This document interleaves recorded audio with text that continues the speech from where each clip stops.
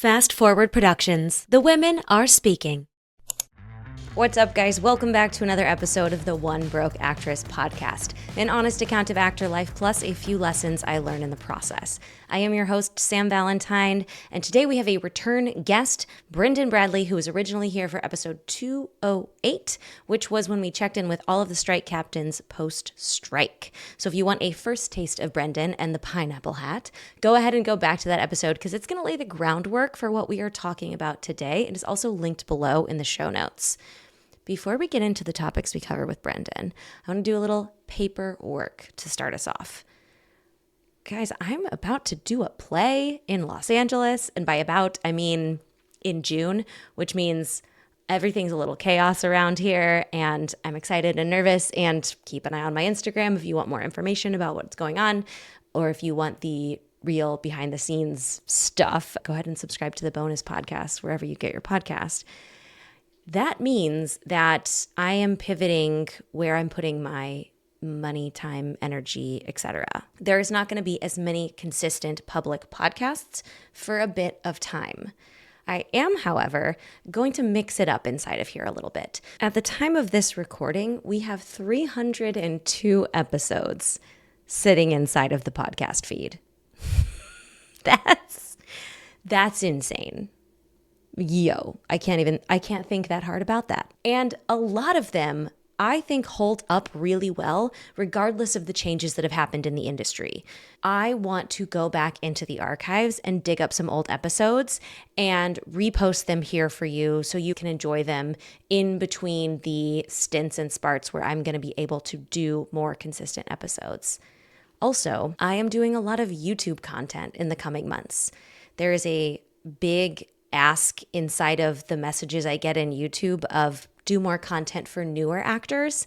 And most of you guys who listen to this are not newer actors. So while you might not need that content, if you want a new version of some thoughts, ideas, maybe you're the choir who wants to be preached to, I don't know, go to the YouTube because I'm going to be putting out some more stuff there that's not necessarily going to be on the podcast feed. It has been quite a ride getting the next couple of episodes together, and we've had tons of audio snafus, which we will get to in this episode. We've had ups and downs. My business, Fast Forward, has had a lot of changes go on in the last couple of months. And like I said, if you really want the details on that, check out the bonus podcasts. But at the same time, I want to make sure you're getting good content. And to me, that is worth not showing up every single week in your feed in order to have better episodes. I know some of you are really vibing with what I'm saying, but that's your caveat. I'm pivoting the energy a little bit. And if you've been around long enough on these podcasts, you've probably heard me say, I don't think that a balanced life is truly possible. I think you have to take energy from something and give it to another thing in order to do your best work in any capacity. In the meantime, I hope you stick around and or come hang out at the YouTube. Speaking of audio snafus, Brendan and I recorded a great conversation. We started off right from the top talking about vertical shorts, which have big piece of context that we're talking about a lot in all of the groups I'm in online, in the membership, with my agents and managers.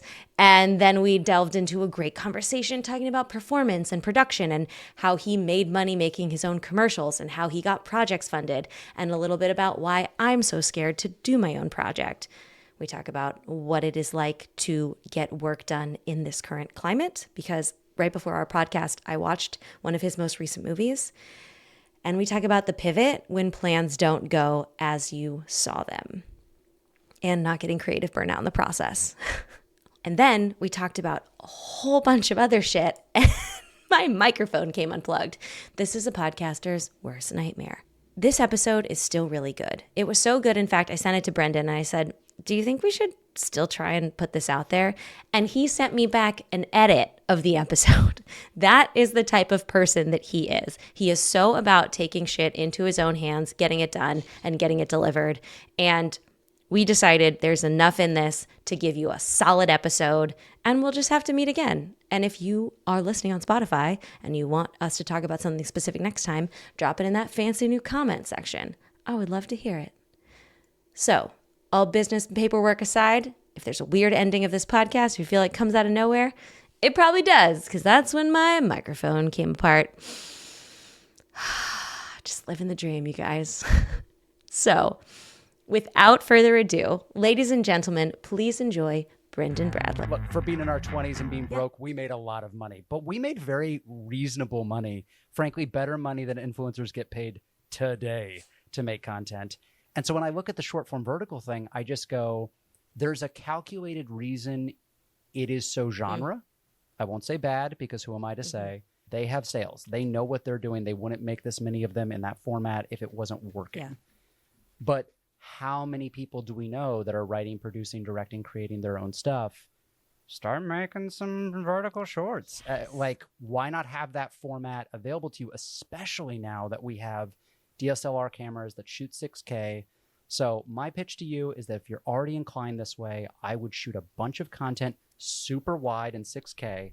Then what I would do is I would format it at 4K bumped in, so you could sell it horizontal, like as a typical web series, typical movie, and then slice out that 6K in that vertical format a little bit wide and just see what happens. Who knows? This is how you know it's going to be a good podcast, is because we already have something to talk about.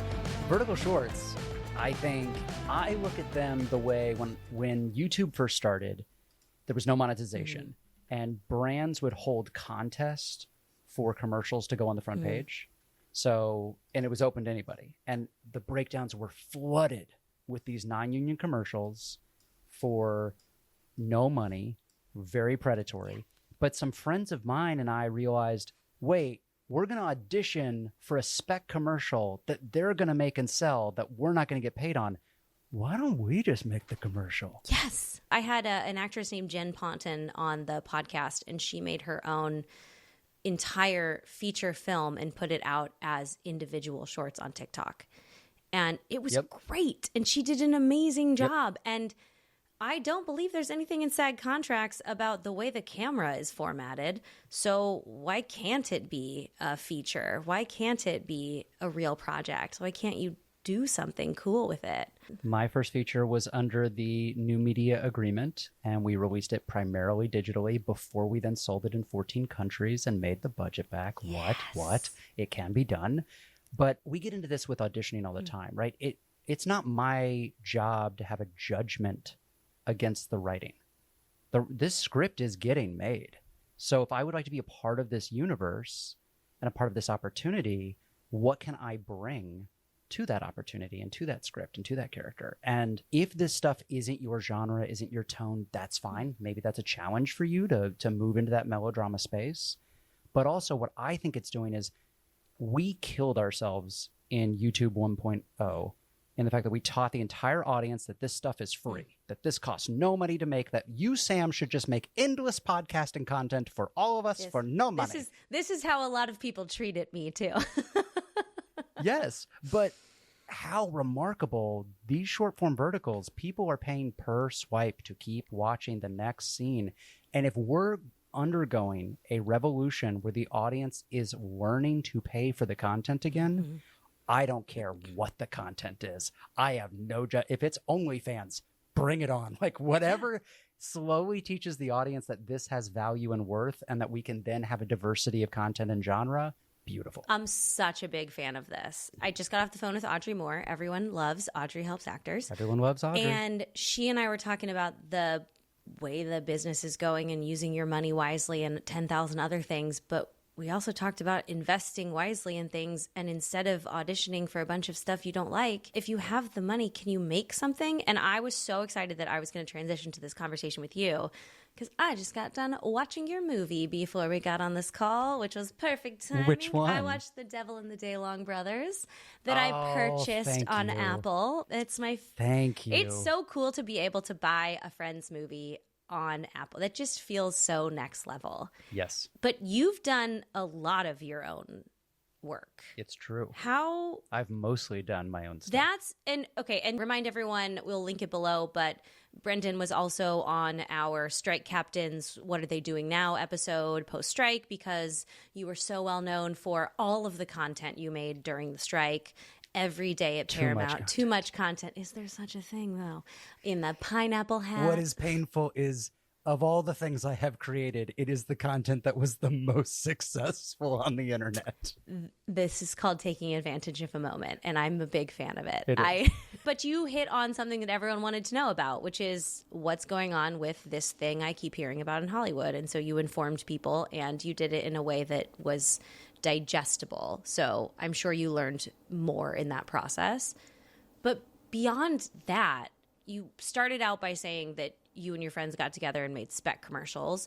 I feel like you've always been making things. When we had planned to do this episode, our plan was, this was back in January. To talk about the SAG Awards. Yes, which were last week. Yeah. And we were going to talk about SAG Awards and trying to get your own film into the SAG Awards. And then the world turned upside down and you got caught in the fires. I did. Will you set the lay of the landscape so everyone knows where you're coming from at this moment? At this precise moment. February 27th. February 27th. My partner and I are safely in temporary housing in Hollywood, smack dab in the middle of Hollywood. Lovely friends of ours are renovating a condo. It's been under renovations for several months. And so they're letting us essentially squat legally in their condo. There's whole, like, walls are missing. Like, there's whole sections of this thing that don't exist. If you see any of my content right now, I'm opening up like donations that people are very generously giving us to kind of say thank you. And you can see the staircase when you first walk into the place. There's no walls, there's no insulation, there's wires. It is all open. But a bedroom is sealed. This little, what was a former nursery, is sealed. And it's where have my self-tape set up. And then we have a bathroom and a kitchen sealed. And so we're good. Wow. We were in Altadena in the Eaton fires. I was actually volunteering for SAG-AFTRA at the Labor Summit in Las Vegas when the fires started. So it took me 3 days to get back. So it means that I did not get to evacuate or take anything. And it's been a journey ever since. We consider ourselves so lucky in the sense that we have family, we have friends, we have community.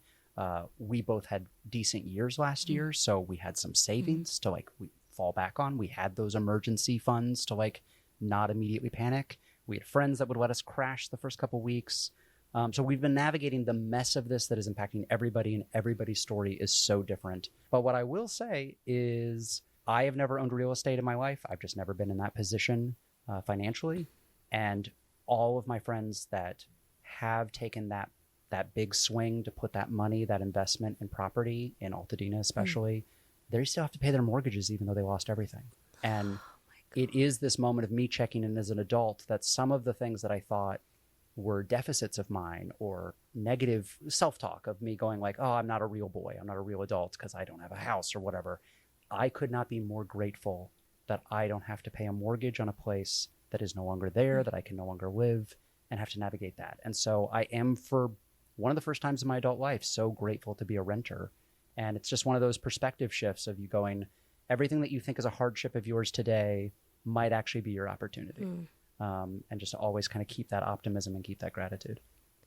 Only you could make this so nice. That is incredible.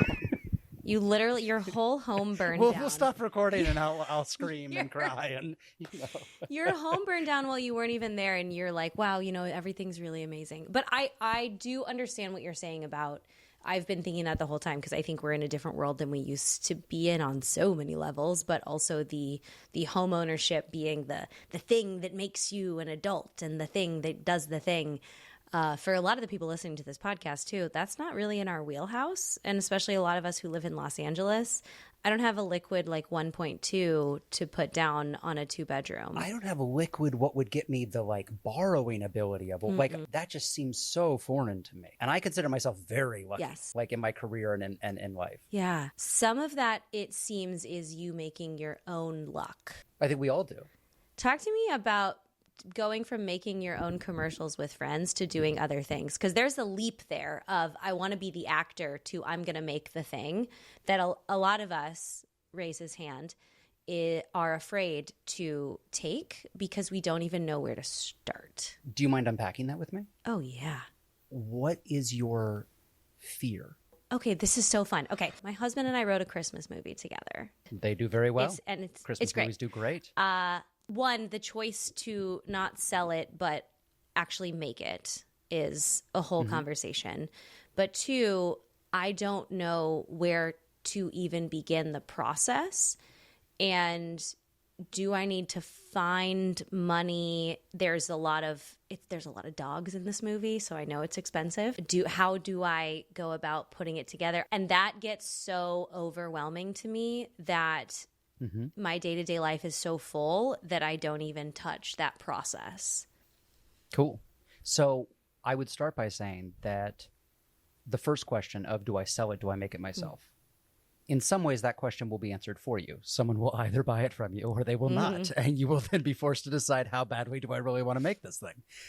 The other thing is that anytime that I've sold, because I've sold scripts and I've made scripts, if I've sold a project, it's now out of my hands. I'm not actually making it anymore. My art, my craft, my artistry was in the writing of it. So you've already done that part. You've already made a movie, Sam. Congratulations. Wow, thanks. You've made a wonderful Christmas movie that you're in love with. That's fantastic. Yeah. And that can go all the way through. Think about someone wrote the script for Batgirl. They produced it. They made it as a huge Warner Brothers tentpole movie. And then at the last minute, they didn't release it and they canned it. So once you engage in that process, I think you've got to make peace with the fact that the making of it is no longer your responsibility or your journey. Not that there isn't integrity in doing that. I have sold some scripts and that has been a great thing to do for those scripts. One script I have sold got made, but the other scripts that I have sold never got made.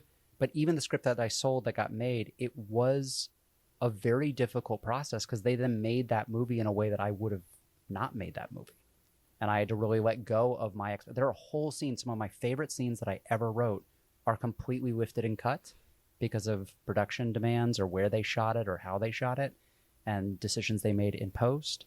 And as a writer, I had to accept that like some of my best material didn't even make it to the screen. If you choose to make it though, that decision is somewhat made for you. Then when it comes to, so then how do I make it? How, you know, if there's a lot of dogs in it or we need these types of locations, I think one of the greatest limiting factors that I get caught up in all the time, I like to say, if you'd like someone to micromanage, I'll do it. I am the world's worst, I will take on everything person. But that isn't the craft of filmmaking. And this is my beef with AI bros as well. Filmmaking, capital F, is not the end commercial product of a film. That is not the craft of filmmaking. That's a commercial product in the marketplace of film and cinema. But that isn't filmmaking. Filmmaking is a collaborative art form. It's one of the most collaborative art forms because of all the different departments and all the different stages. Which means that making this movie, if you and your husband decide to do this, that involves finding the experts that you want to play with, the creators that you want them to bring their craft. Whenever I direct, I don't have monitor on set. First of all, I can't afford it, so there's no video village. I work with my DP beforehand, and we build our visual vocabulary, and I stage the scene. We've talked out every single shot, every single moment, and then I trust them. I don't know how to operate camera. I'm garbage at that. So why would I want to oversee or disrupt or second guess this person whose very craft, their very art form is the cinematography? That's what they're bringing to the soup. Yeah. So I've got to stand out of the way and let them bring that to the soup. So there will be a dog wrangler who is going to help you make this movie. And the beauty will be you getting to let them collaborate and let them participate rather than you trying to figure out how do you deal with all these animals. I think the thing that scares me is the space between right now and when I know who that person is. Because I know what on set looks like. I'm very comfortable with that one. It's my favorite, you know? And I would love to see post. I haven't done that process yet. It's terrible. Oh God. Everything about post-production. I don't even know how you watch the same thing over and over. I have such little energy for even listening to my own podcast back. I don't know how people do this, but the pre-production process of how much money do I need? Who do I need? What do I do? How much time do I take away from my day job so that I can do this is so vast to me. Okay. Do you want to unpack that? Yeah. This is Sam's film therapy session now. Thanks so much. No, I love it. It's an easier way for me to approach all these different weird, because my projects haven't been some sort of formula or some sort of strategy. Yeah. It's the needs of each project. I've learned, I feel like every project I've done has been grad school. I've like taken out this long chunk of time and unhealthy amount of money and made this thing with my friends, with my peers. I like to say that money isn't the thing. Money is the thing that buys the thing. And so very often you don't need to raise the full budget. You need to figure out the access points for the things that you would have bought with the money. Okay. So if that's equipment, if that's locations, if that's dogs, what is it that you're actually trying to achieve? And then sometimes that can actually be gained without money exchanging hands. There are other things that can happen. We are in Los Angeles. We are in the Olympics of entertainment. We're surrounded by musicians and actors and dancers and directors and writers, and they all want their shot. How many composers right now want or have been, not even listed on the credits because they're making temp music that is part of the editing session for a TV show that they don't get the credit on because they're working under the composer, yada, yada, yada. You're giving them a chance to be the composer of a feature film and put that on their resume. An editor, you're giving them the shot. They're sitting there, an assistant editor, putting together dailies for producers every day. And this is their chance to show what their style is, how they cut, what they would do if they were in charge of the edit. And so I think there's a lot of ways that by finding good collaborators and good collaboration, you can actually secure even better partnerships that would stretch that dollar farther than you would ever take it. Now, when it comes to just the manufacturing of what those assets are that you need, if you use like Final Cut Pro, there's software that will just take your screenplay and kind of guesstimate what all the like number of days, locations, characters, stuff like that. Interesting. And turn that into kind of like the first worst spreadsheet or like napkin. Like if you were at a bar being like, we need this and a car and so that'll do the first step of that for you. And then that, I look at that as just a list of like, I'm going to cold call prop houses, rental houses, location houses, and I'm just going to put down the number they give me. I'm not going to negotiate. I'm not going to fight. I'm not going to try to find the best deal. Because in some ways, what you want to understand is what is the value of the movie you're making. I think producers get stuck in a trap of just trying to do the lowest number, of just trying to spend the least amount of money. Yeah. But that is at the diminishment of a product. At the end of the day, it's going to cost something to make it.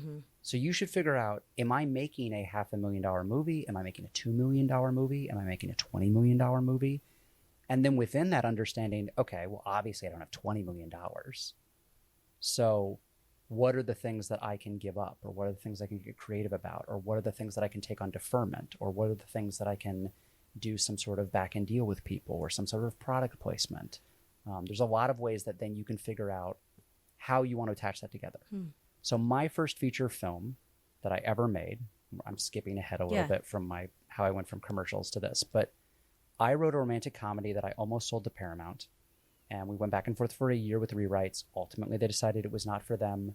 They said it would never happen. It was too unrealistic, and then it happened in real life 2 years later. Shut up. So a guy got broken up with by his girlfriend, and he had a vacation package that was in both of their names, and so he went on Reddit and he said, hey, it's your lucky day if your name is Elizabeth whatever, because I need you to redeem this trip, and if you have a Canadian passport, the trip is yours. And they went on this platonic trip together, and of course the media frenzy around it was adorable.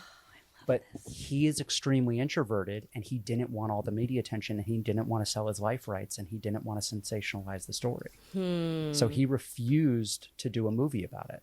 But I had already written the script and copywritten the idea before it happened, so I had the rights to make it. So then there was this renewed interest in what do you do with that script.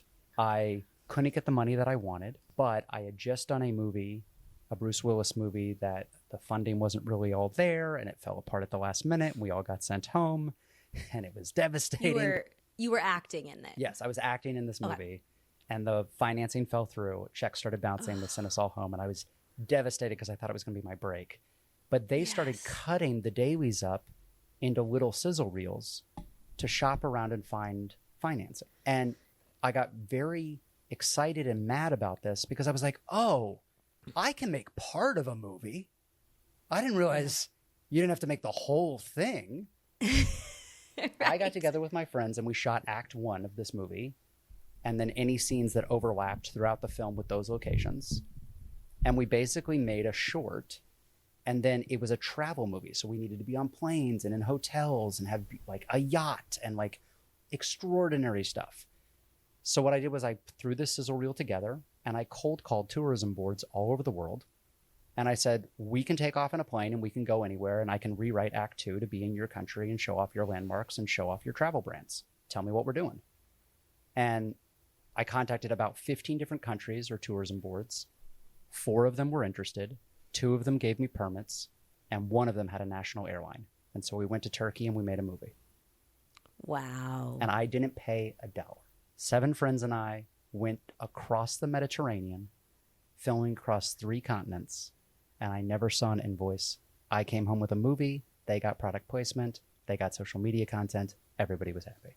I'm sorry. Excuse me? Like what? That's crazy, It's because crazy. all I feel like I hear about is how much this process cost. There's an unspoken factor here, which is your time. Yes. Of creating something without an instant feedback. Were you able to do this while still paying your rent back in LA? So I had produced a little micro like web series and these spec commercials and shorts and plays and stuff like that throughout all my 20s.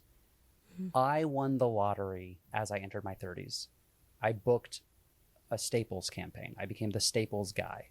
I was like their flow for 3 years. They got me on a deal because I had an agent that will remain nameless that I had to eventually sue later. It was very complicated. They did not do a very good job for me. But for me, for theater boy, baby Brendan actor, this was life-changing because it's the first time I could quit my day jobs. I no longer needed to have 3 little side hustles, part-time jobs, stitching together the catering and the waiting job and the website design and all these little things to make my rent. I had a running list, like a vision board of, if I ever won the lottery, this is what I would do. And I like to say I won the lottery. I did not win the lottery in the way that we think about the Mega Millions, but I won it in the way that I could leave my day job. I could pay my bills. I could buy I called them the nice groceries. I could get the nice groceries. Yes. And I was able to focus entirely on what I wanted to creatively make, what I wanted to creatively do. And so that's why I was able to do that. Full transparency, I did have that in my back pocket. And that's what allowed me to film the sizzle reel that got us the meetings, that was able to then get the rest of the budget. I love that process of utilizing your actor income to create the project lifestyle. There's a world in which people would take that money and they would buy a condo or buy get a lease or something like that and get your bag, everybody. Like whatever you do with your ulcerative colitis pharmaceutical commercial, that's on you. Enjoy it, take it.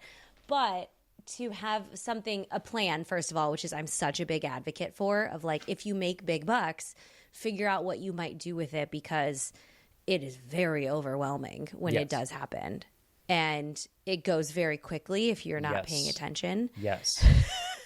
But also I think the greatest gift is I cannot be more of an advocate for giving yourself different bank accounts, because what I was able to do was I had never had a savings account before this happened. And I was able to immediately go, you have to save. You've never not known where the next check was coming from. You've never not been month to month. Yeah. You're going to open a savings account and you're going to know that you've got that 3 to 6 months that everybody always talks about. Do that. Then choosing an amount of money that is an integer that you're going to invest in your creative project.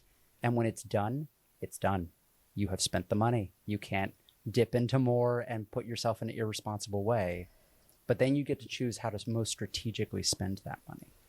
And I remember my partner, when I first got the Staples job, I was telling her about this animated short film of this children's story that I'd always wanted to make, because it's my favorite children's story growing up. And she was like so uncomfortable when I first told her I was going to like take $5,000 and make an animated short. And she was like, I don't know why, like, what if you never get that money back? And I was like, I'm not going to get the money back. It's a piece of art that I want to make. I've always wanted to make this story. And then within 48 hours, she came back to me and she said, I don't know why I said that to you. If you had said you were going to go buy a car, I wouldn't have blinked an eye. But for some reason, my own scarcity of investing in my own art got in my way of understanding that you want to take advantage of this moment. And I so support what you're doing, and I'm so excited for what you're doing. But we're all so geared to be like, no, don't invest in the very thing you love, which is so strange that we're wired that way. There's something about the term too of investment that it almost comes with a required expectation of, oh, that means if I invest in something, it means I should monetarily achieve back. But if we've learned anything in art, that is not how it happens. Well, not just in art. I think this is the problem with capitalism right now, globally in our society, is they like to say capitalism is the worst system except for all the other ones. The thing that's happening right now is that shareholders, for some reason, have been convinced that their investment should always go up and up and up and up and up and up and up. But that isn't actually what investment means. Investment is speculative. It is a risk. There's an ebb and flow. The stock market should go up and down. It's a pendulum. And there's an old adage about a Sony executive who is showing a slate of films to investors and describing the 10 films that they're going to take out and saying, now one of these is going to be highly successful. The rest will not. But that one is going to cover all of the investment of the other films. And one of the investors raises their hand and they say, I'm sorry, so why don't we just do the one? And the executive says, great, which one is it? That's the point. We're all invested. Yeah. And that's the point of, I feel like at a macro level, you went back to like your greatest investment is time. You could never afford to pay yourself what you have put into your own acting career. Whoever is listening to this right now, what you have invested into your acting career, if your day job had to pay you for those hours, you wouldn't be here. You would have quit a long time ago because it's a non-monetary compensation.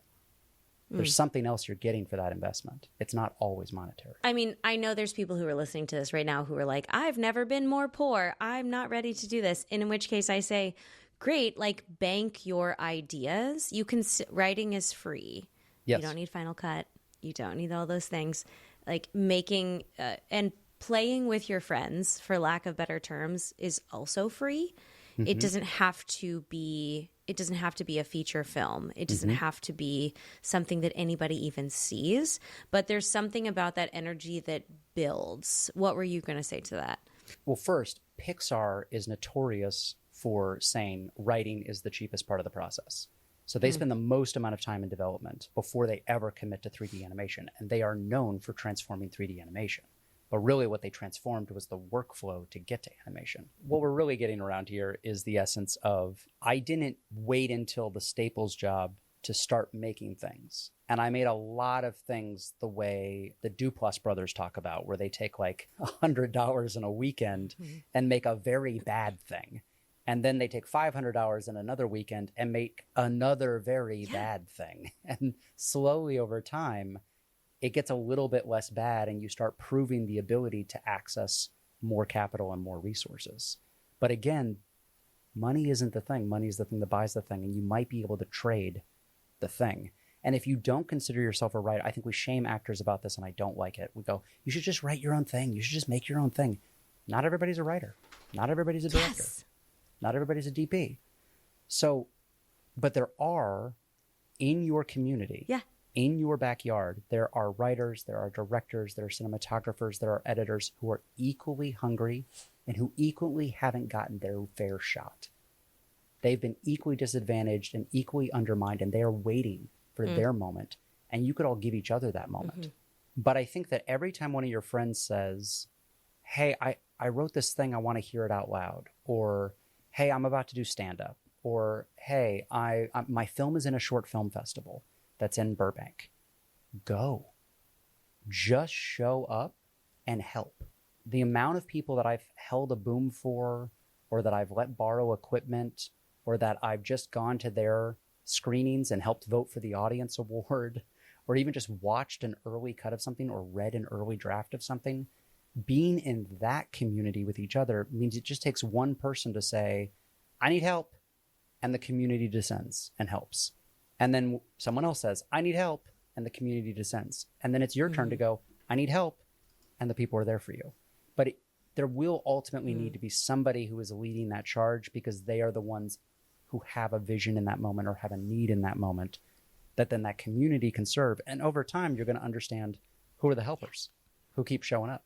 If we've learned anything in this moment, $200 million movies, big superhero action Marvel stuff that we've seen a million times, the audience is tired. They want relationship. They want connection. They want quirk. They want something new. They want dogs. In Thousands a Christmas of movie, dogs. perhaps.